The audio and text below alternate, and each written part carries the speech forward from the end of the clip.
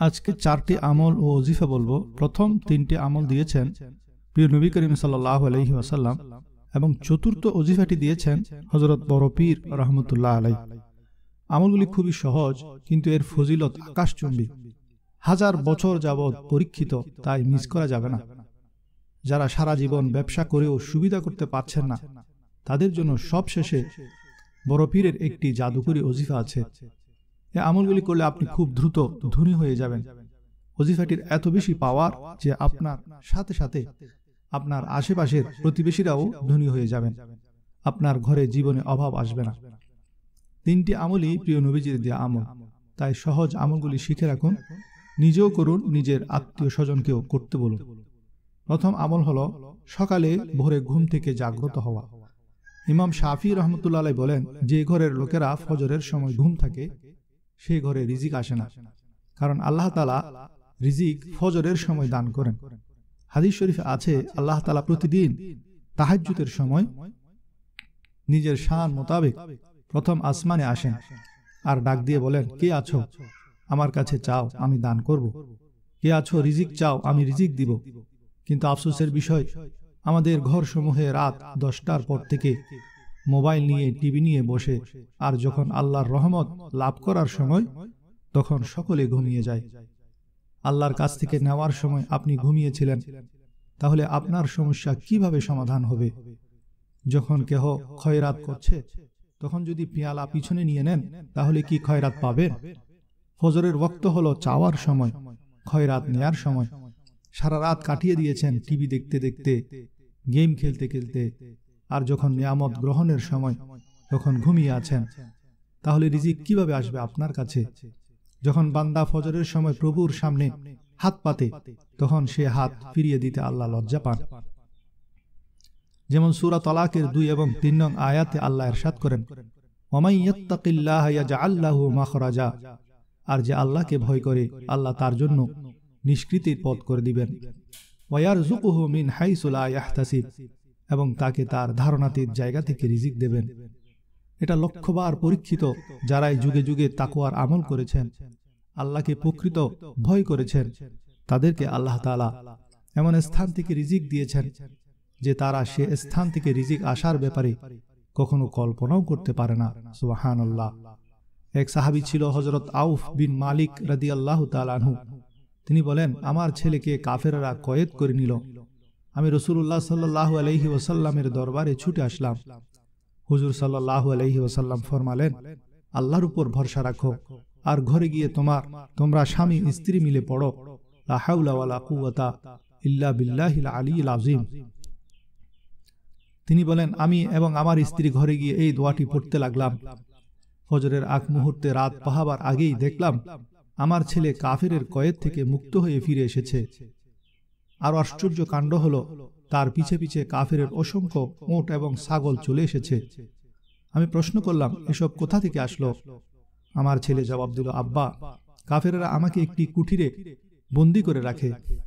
খুব পেরেশানিতে ছিলাম, অনেক চেষ্টা করেও হাতের বাঁধন খুলতে পারলাম না, কিন্তু আজকে গভীর রাতে কুদরতিভাবে আমার বাঁধন খুলে গেল। রুম থেকে বের হয়ে দেখি যারা পাহারাদার, তারা এত গভীর ঘুমে মগ্ন মনে হচ্ছিল তারা বেহুশ হয়ে গেছে। আমি যখন তাদের এলাকা ছেড়ে আসছিলাম, দেখলাম শত্রুদের অনেকগুলি উট ও ছাগল আমার পিছু পিছু চলে আসতে লাগলো। এমনকি সবগুলি পশু আমার পিছনে পিছনে আমার উঠান পর্যন্ত চলে আসলো। এ কথা শুনে বাবা বলল, চলো প্রথমে হুজুর সাল্লাল্লাহু আলাইহি ওয়াসাল্লামের কাছে গিয়ে মাসালা জানা যাক। তারা হুজুর সাল্লাল্লাহু আলাইহি ওয়াসাল্লামের কাছে গিয়ে সকল ঘটনা খুলে বলল আর জানতে চাইল, এই পশু সম্পদগুলি রাখা জায়েজ হবে কিনা। হুজুর সাল্লাল্লাহু আলাইহি ওয়াসাল্লাম বললেন, দেখো, এটা হলো রব্বে করিমের দয়া। তোমার ছেলেও ফিরে এসেছে, আর তোমার দারিদ্রতাও দূর হয়ে গেছে। যাও, এগুলি কাফেরের মাল, সেগুলি গনিমত মনে করে ভোগ করো। সুতরাং লা হাওলা ওয়ালা কুওয়াতা ইল্লা বিল্লাহিল আলিয়্যিল আযীম পড়লে বিপদও দূর হয়, রিজিকের সমস্যা, দারিদ্রতার সমস্যাও আল্লাহ দ্রুত সমাধান করে দেন। সবসময় এই লা হাওলার জিকিরটি করবেন। কিন্তু আফসোসের বিষয়, আমরা মুখে এত সহজ তসবিহগুলি পড়তে রাজি নই। আমাদের চাই হুজুরের লেখা দোয়া তাবিজ আকারে বেঁধে গলায় ঝুলাবো আর তাতে সব সমস্যার সমাধান হয়ে যাবে। এমনটা কখনো হবার নয়। আমাদের মুখে পড়তে হবে যেমন সাহাবীরা পড়েছেন, আর সাথে সাথে তারা ফল পেয়েছেন। এবার আরো একটি ওজিফা শুনুন। ইমাম কুরতুবী রহমতুল্লাহ আলাইহ উনার তফসির গ্রন্থ তফসিরে কুরতুবীতে লিখেন রিজিকে বরকতের ওজিফা।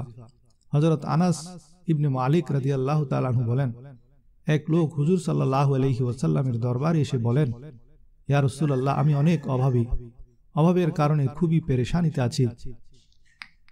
হুজুর সাল্লাল্লাহু আলাইহি ওয়াসাল্লাম তাকে ওজিফা দিলেন আর বললেন, যখনই ঘরে যাবে ঘরবাসীকে সালাম দিবে, আসসালামু আলাইকুম। সুতরাং আপনি যদি দিনে ঘরে 112 বাহির থেকে আসেন, প্রতিবারই সালাম দিবেন। যেমন দোকানে গেছেন চা পাতার জন্য, এসেই বলবেন আসসালামু আলাইকুম। এখন স্ত্রী আবার বলল চিনিও নেই, আপনি আবার গেলেন, চিনি নিয়ে এসে আবার বলবেন আসসালামু আলাইকুম।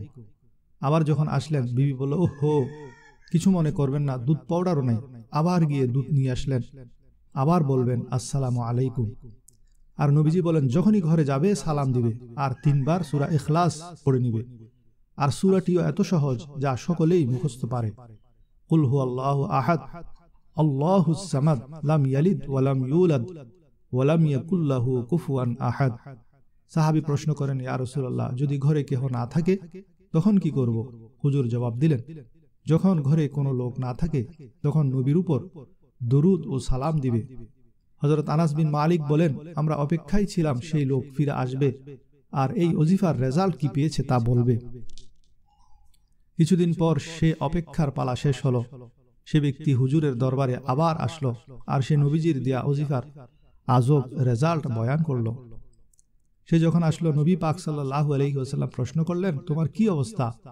সে বলল, ইয়া রাসূলুল্লাহ, ওজিফাটি আমি নিজের জন্য করেছি, কিন্তু আশ্চর্যের বিষয় হলো আমার প্রতিবেশীরাও সকলে ধনী হয়ে গেল। সুবহানাল্লাহ। হুজুর বললেন, বরকত যখন তোমার ঘরে বর্ষিত হলো তখন তার ছিটে ফুটা তোমার প্রতিবেশীর উপরও বর্ষিত হয়েছে। ওজিফাটি কি? যতবার ঘরে যাবেন ততবার সালাম দিবেন আর 3 বার সূরা ইখলাস শরীফ পাঠ করবেন।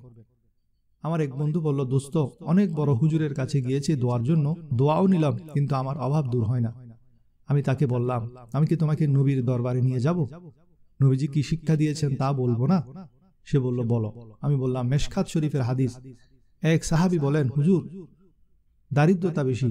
নবীজি তাকে বললেন, প্রতি রাতে সূরা ওয়াকিয়া পড়বে, তোমার ঘরে কখনো অভাব আসবে না।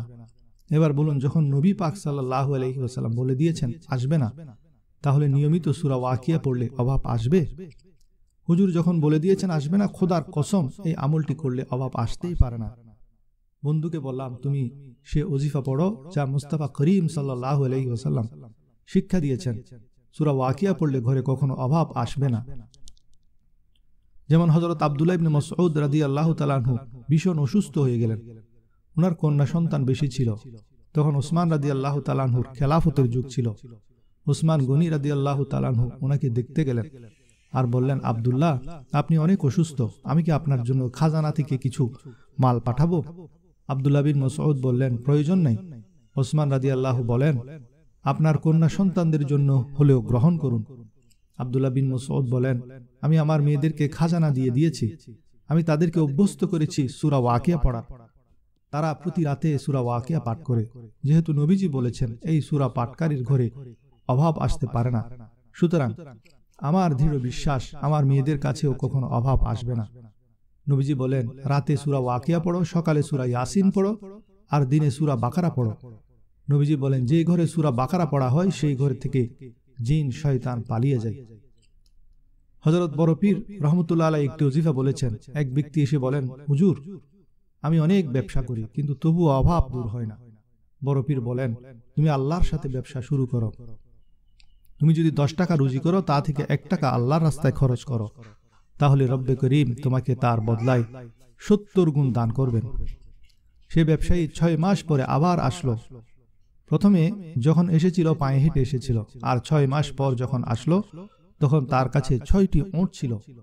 এসেই বলে, হুজুর, আমি পুরা জীবন ব্যবসা করে কিছুই পাইনি, কিন্তু এখন আল্লাহর সাথে আপনার কথা মতো ব্যবসা শুরু করেছি।